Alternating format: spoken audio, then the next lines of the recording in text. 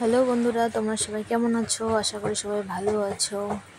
আজকে আমি দুপুরের মেনু তোমাদের সঙ্গে শেয়ার করছি। আজকে আমার দুপুরের মেনু হচ্ছে ভাত, মোচার ঘন্ট, ঢেঁকি শাক ভাজা, কচু শাক, ডাল, আলু ভাজা, মাছের কারি, মাংস।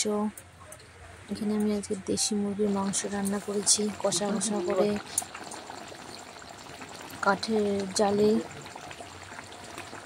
খুবই সুন্দর হয়েছে রান্নাটা।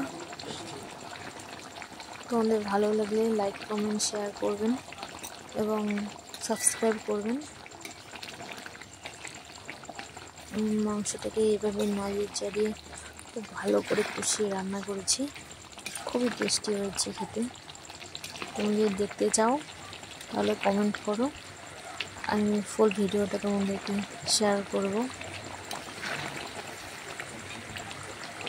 ওকে, থ্যাংক ইউ।